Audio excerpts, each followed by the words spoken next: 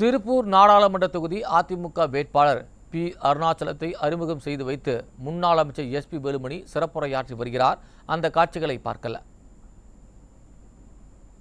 உட்பட்ட 6 கோடிய பொறுப்பாளர்களே, மேடையிலே இந்த அரங்கில் இருக்கக்கூடிய அத்தனை பேருக்கும் பத்திரிகை நண்பர்களுக்கும் நன்றி தெரிவித்துக் கொண்டு, அருமையன் இறுதியாக நம்முடைய இந்த பகுதியுடைய மண்ணின் மைந்தரும் அருமையன் இந்த பணிக்குழு பொறுப்பாளராக இருந்து சிறப்பான முறையில் நம்முடைய நாடாளுமன்ற வேட்பாளரை வெற்றி வேட்பாளர் நாடாளுமன்றராக பேச இருக்கக்கூடிய செங்கோட்டையன் எல்லா பேரும் சொல்லுவாரு. நான் சுருக்கமா அந்த பேர் மட்டும் சொல்லி முடிச்சுக்கிறேன்.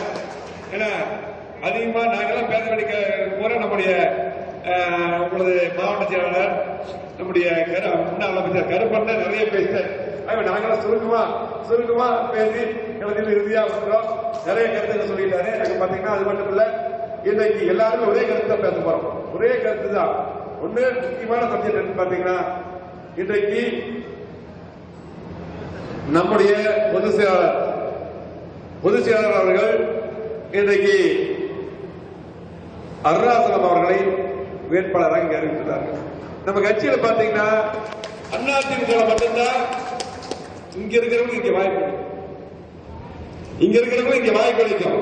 நமக்கு யாரு வேணா வேட்பாளராகக்கூடிய வாய்ப்பு அதிமுக.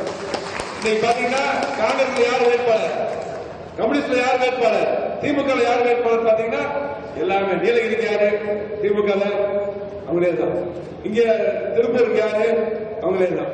இப்படி பாத்தீங்கன்னா இன்னைக்கு அதிகமா இன்னைக்கு திமுக நம்ம கட்சியில் அப்படி இல்லை.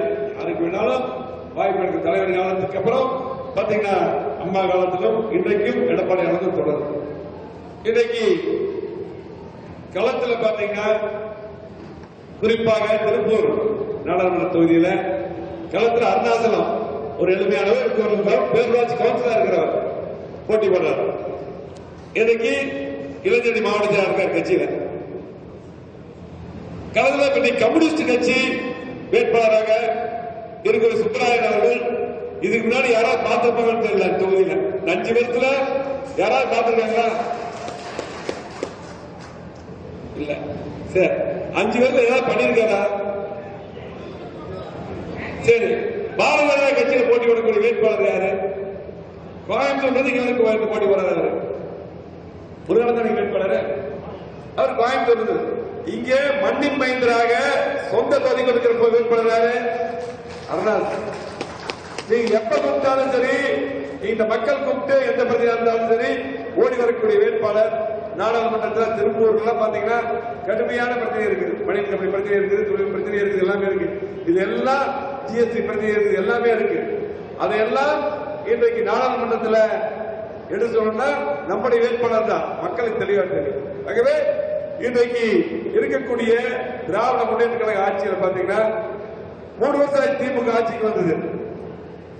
எந்த திட்டமே தராம ஒரு ஆட்சி நடக்குதுன்னா, ஒரு ஆட்சியை நடத்துறாருன்னா மு.க. ஸ்டாலின் முதலமைச்சராக இருந்து திமுக தான்.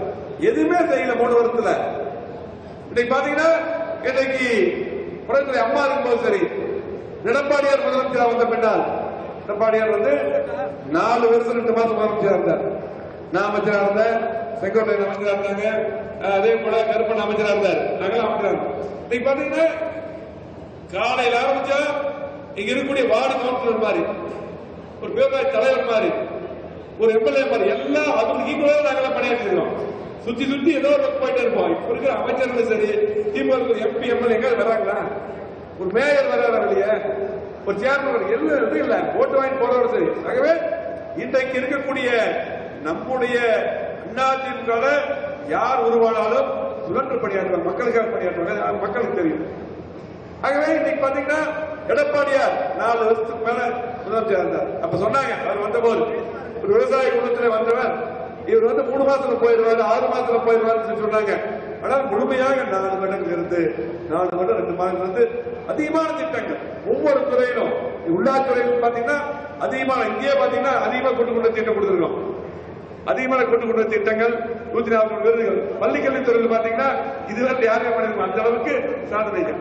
ஒவ்வொன்றும் கருப்பண இருந்த துறை பாத்தீங்கன்னா அப்படிதான், இப்ப ஒவ்வொன்றும் அப்படிதான். ஆகவே எடப்பாடி இருக்கும் போது அற்புதமான ஆட்சி, அதிகமான திட்டங்கள் வந்தது.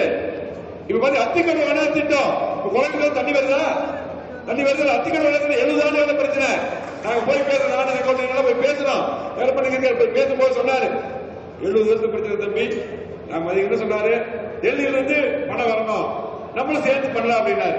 செங்கோட்டையன் ஆனா இல்லன்னா அதெல்லாம் இல்ல, ஒரு விவசாய முதலமைச்சர் நீங்க தான் இது பண்ண முடியும், நீங்க தான் பண்ண முடியும் பண்ணணும் போட்டு நம்முடைய அம்மாவுடைய அரசு நிதியை முழுமையா ஒதுக்கி அத்திக்கடவு திட்டம் கோயம்புத்தூர், திருப்பூர், இன்றைக்கு ஈரோடு முழுமையா தண்ணி வருது.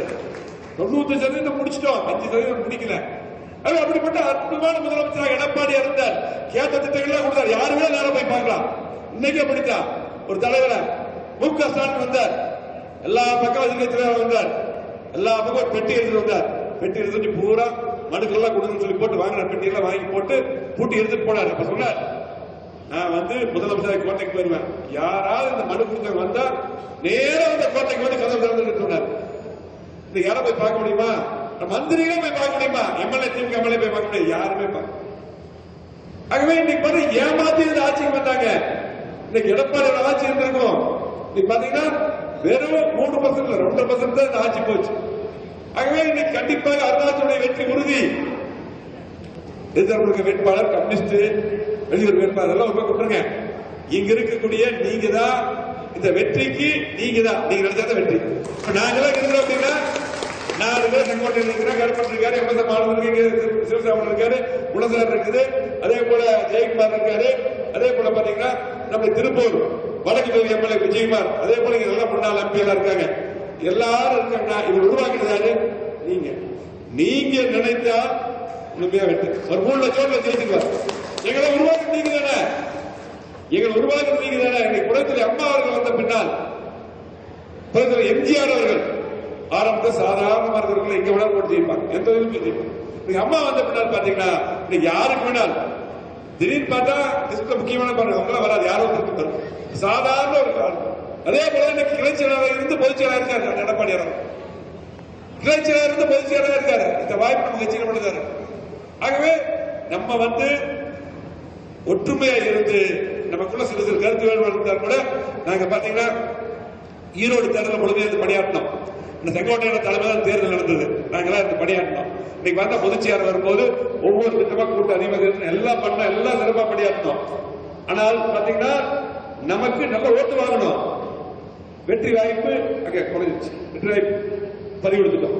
ஆகவே அது ஒரு பக்கம் விட்டுருங்க, அது வேற மாதிரி பண்ணாங்க.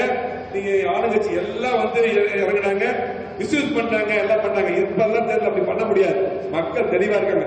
திமுக ஓட்டே போடக்கூடாது, ஓட்டே போடக்கூடாது. இன்னைக்கு எதுவுமே சட்டம் சரியில்லை. இங்க பார்த்தா கஞ்சா விற்கிறான், மின்கட்டண உயர்வு, சொத்து வரி உயர்வு, பால் விலை உயர்வு, கட்டுமான பொருட்கள் விலை உயர்வு. ஆக மக்கள் தெளிவா இருக்காங்க. ஆக நம்முடைய பணிகளை செய்யணும். நம்முடைய கட்சியில தான் பாத்தீங்கன்னா செங்கோட்டையன் தெரியும், தலைவர் காலத்துல எல்லாம் பாத்தீங்கன்னா என்னுடைய தந்தை 72ல காமக்குடி பல்வேறு பொறுப்பு இருந்தார்.